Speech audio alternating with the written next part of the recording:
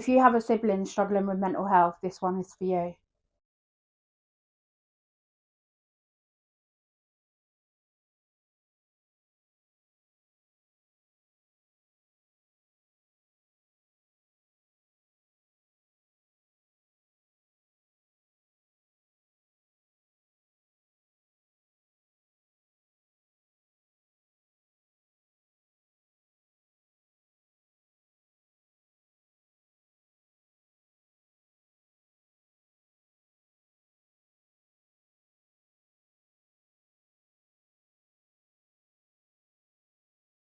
This is what happens when you have two ADHD siblings come together.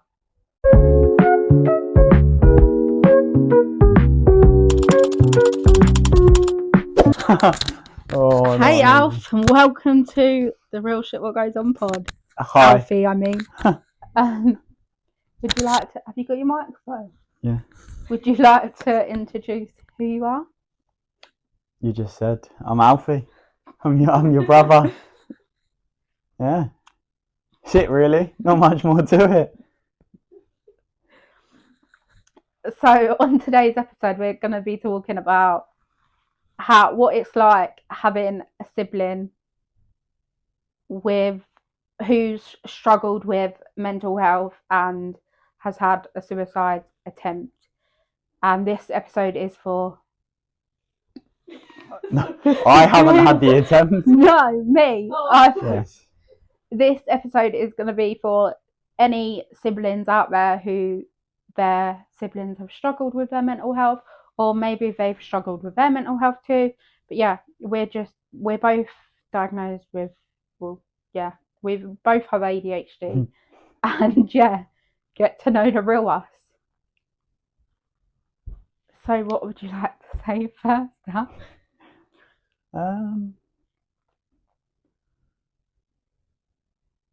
First of all, if you haven't watched the first episode, go back and watch that one.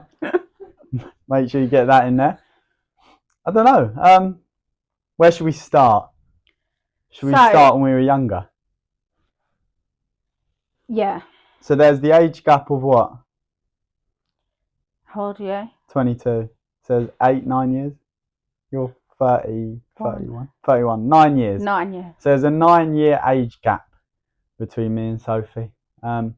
So obviously, as you said in the last episode, your mental health started at the age of 13. So Yeah. I would have only been 4 at that point. Well, it started way before then. It started as young as 2 but I think or when 3. when it became... Yeah, when it became worse, it was at 13. So yeah, you would have been... So I would have only been 4. So obviously, at the beginning, I didn't have a clue. I'm just a child who wants to go and play. Yeah. I don't know life as what it is. So obviously it took a while, I think, for me to realise. What age do you think you did realise? I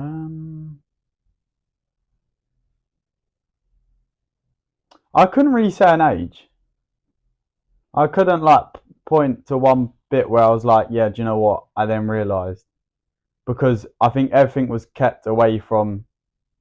Obviously, there is another brother too. Obviously, everything was kept away from both Harry, of us. if you're watching. Yeah. So obviously, everything was kept away from me and Harry. I think to protect us from it all. What I think benefited us, because it was sort of when we got older where we could understand it. When you're young, you don't need to know. No, and it's hard to understand when you're young. You're not going to understand it. Even though I think nowadays mental health is spoken about more.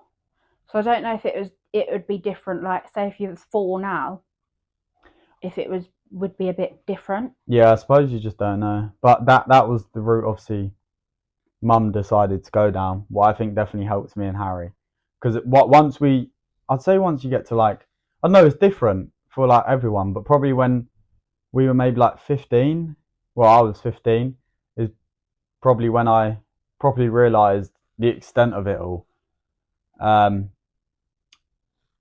So yeah, I think that was probably when I realised how bad things were for you, and but then you still feel hopeless no matter what. So I think no matter what age you are, whether you have an understanding or not, you're still going to feel like there's nothing really you can do to And then change it. you passed your driving test at what age? I was 18 when I passed, And 2022. then he started bringing me cigarettes and vapes down to the Yeah, hospital. And yeah. We had a funny yeah, experience at the hospital. we We did. did. I went to drop Sophie something at the hospital, and someone decided to get in my car. Didn't know the person. They got in my car and they thought I was an Uber. And they wouldn't get out of my car, so the police had to come and remove them out of my car. That was quite funny. We've had times where you've come out to get your cigarettes and they think you're going to run away. Yeah. So, sometimes it was funny. I think we look at it from a different point of view, where when you were in the hospital, we tried to just take the positives out of it. We never looked at it as like, oh my God, Sophie's in hospital. Like we didn't. We obviously suffered, but we tried to ignore it. Was obviously will work with some people, won't work with others. There's obviously different ways you can do it, but I think that was just our way to sort of try and joke and still laugh about everything, and it probably helped you as well being in that environment and then knowing that there were times where you could then have a laugh and not feel down obviously 24/7. So yeah, and then obviously after the accident you moved in here. Yeah, I did. That was an experience. Going back to the accident, you was driving at the time, wasn't you? And so I was driving and I was in the traffic because they shut the road. I was in the traffic and obviously I didn't know what it was for. And then... But your friend had mentioned it. Yeah. Because you saw someone at the before. Bridge. And then... A week before. Yeah, obviously I didn't realise it was Sophie till later on, obviously after everything. I think by the time I knew you were already at the hospital. And I think Mum was there with you. Because I think Mum was at Tesco's. Mum was doing her shopping. I was out and about. She went. I think she had some clothes or something, and then went back for them. They were gone. Oh, my bad. Yeah, it's alright. Yeah, after I was in hospital for a while, I moved in here. Yeah, that was a big experience. In my mum's front room. Yeah. On my bed. Yeah. Commode. And we had Sugar at the time. Yeah, Sugar would not leave she was next to my leg all the time. She wouldn't let the carers come near me or anything. She's passed away though now. Yeah. Old Sugar. Yeah, but I think when I found out, there's still no way to really, there's no right or wrong way to feel. So like, I probably would say I felt more numb and I didn't really understand it. And I feel like some people might, try and straight away, like as soon as they're told, they just want to sort of ignore it because they don't want to believe it, that it's true. So I would say that like, if anyone else has ever been through it, like they could probably understand that there is no, it's a weird feeling. It's not a quick, it's not like you're told and then that's it. Yeah. It's quite hard to get your head around. This is what I always say as well, that when a person has a suicide attempt, there's not enough support out there for their families and stuff. No, definitely not. There should be more active support available for the families. Yeah, 100%. Like, because how old was you at the time? 18, 19? How many years ago? It'll be 4 years in May. So I would have been, like 18, 17, 18. No, yeah, 18. Just turned 18 in April. No, 18, 19. No, because I was driving, so I would have been like 18, 19. Because you're nearly 23. Well, I was driving at the time. They trying to Yeah, I work think out. you just turned 19. There we go. 18, 19. But it's going back to our point though of like no matter what age you are, you're never gonna understand it. But for you being 19, you had to, not had to, but you stepped up a lot at that age. Yeah, I would say probably from that time to now, I've matured probably massively in the sense of understanding everything and basically the real world, the real stuff that actually happens. You know, Because when I was living here, you didn't have to help me, but you'd help me with like, you know, getting just anything really. Yeah, anything, getting out. and it was obviously helping mum as well because obviously Yeah, you don't want mum to just go through it all. But and it's hard because like my mum was working full time. What was you? Was you at work? no, I was playing football at the time. So yeah, like it Yeah, is. uni at the time. It does take a what's the word? A toll. Yeah, Yeah, I mean it definitely it affects you in many different ways. Like obviously you had Harry as well, who obviously doesn't live anywhere near us, who probably it was probably hard of him as well because he's so far away. He doesn't. There's nothing he can do. He can't help. He can't. He probably felt quite, useless in that situation. But he came down. Pretty sure he came down at some point.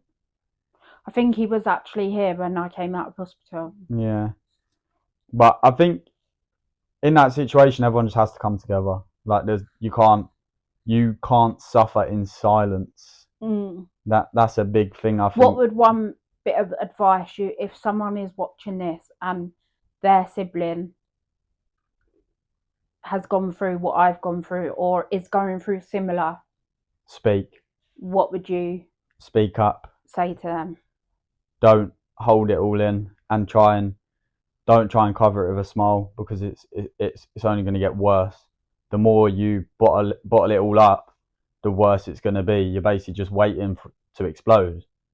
So I think the best thing to do is to speak straight away. Make sure you have the people you need around you because they're the ones who are going to look out for you the most. So I'd definitely say to just not. It's going back to that point of just don't suffer in silence. Speak up. Make sure people are aware of how you're feeling, and then it'll probably help you as well speaking because I think there's a big sort of thing around mental health with just staying quiet and trying to cope with it yourself. I think just in general, if you are obviously struggling, the best thing you can do is speak. Whether you speak to family, friends, whether you speak to a therapist, whoever it may be, it's just better to just let people know. Because since the bridge, you've got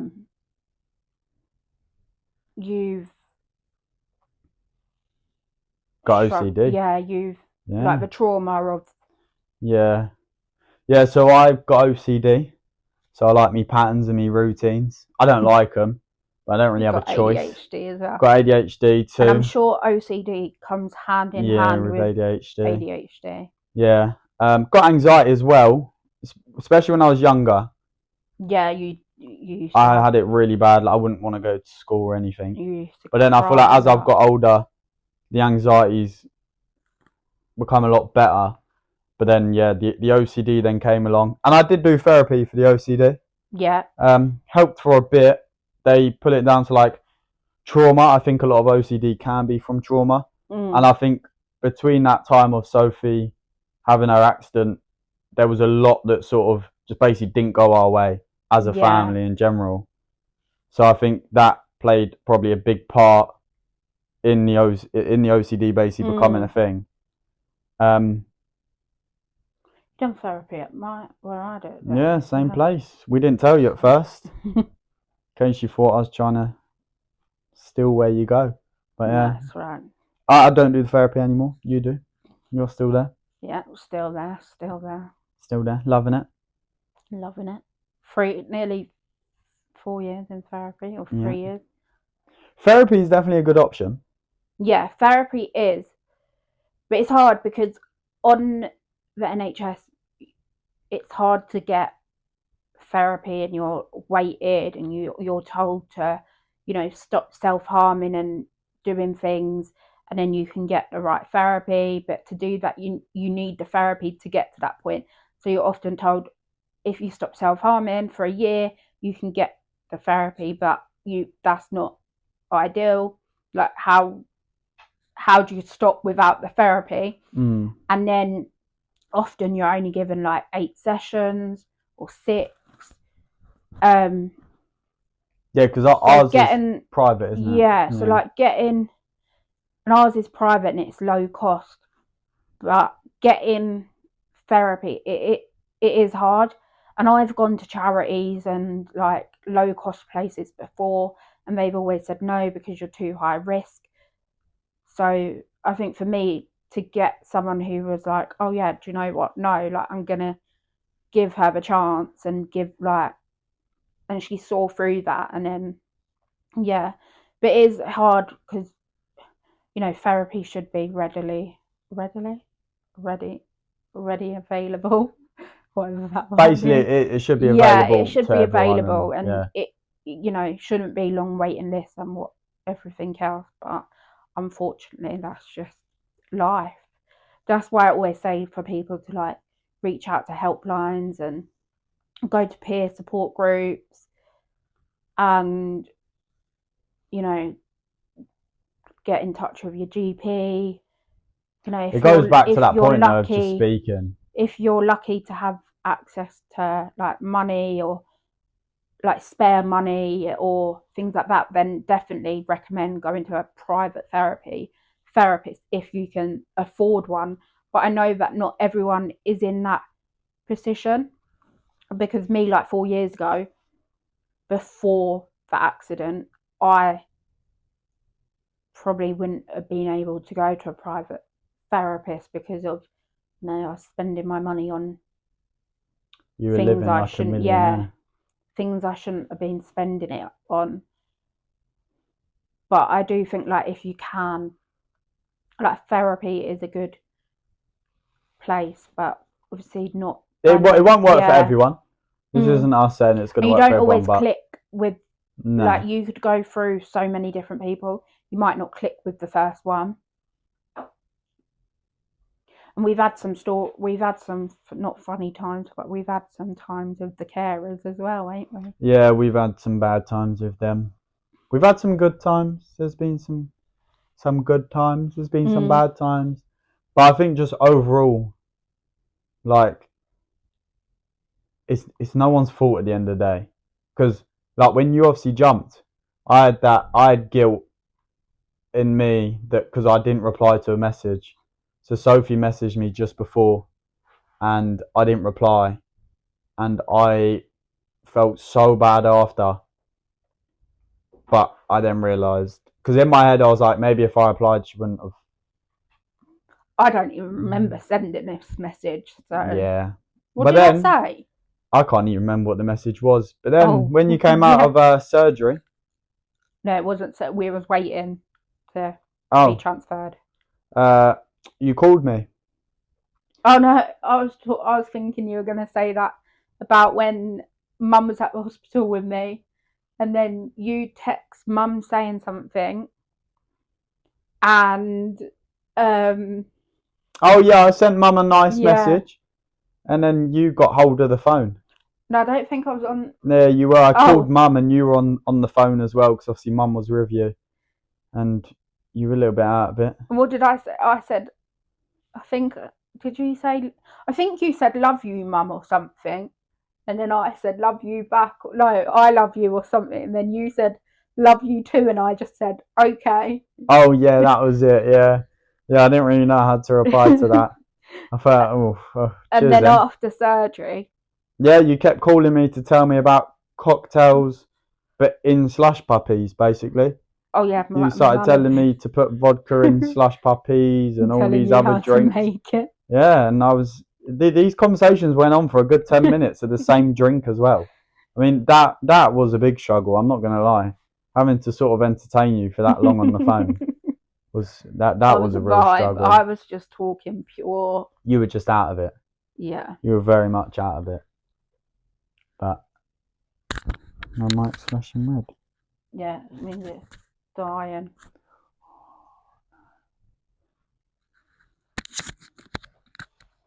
How do you think it affected like us, like me, Harry? Um, I don't really know, to be honest. Like, it did affect you. I can't really talk for Harry because, like, I see you more than I Yeah, see Harry, and Harry's more like shut off, I think. And yeah. That's just the person he yeah, is. like Harry's much different to me and Alfie. Yeah, very So I different. don't like with Harry. I just don't really know how it. No, But I'd say Harry's just more quiet, yeah, whilst we're more loud loud and and just yeah, it's the out there and ADHD just side. say it how it is. But no, I could definitely see it affected you because obviously, the OCD and stuff Yeah, at first I did didn't come realise out. that it could have come from like trauma and stuff till I started the And I therapy. remember as well, I think I was coming out of hospital and I think you was meant to be going away with Mick and Sam. And then you decided not to go away Oh because you yeah, wanted to be at home because I was coming out of hospital. I'd say it was just a very weird time. Like that whole, I'd say probably like the last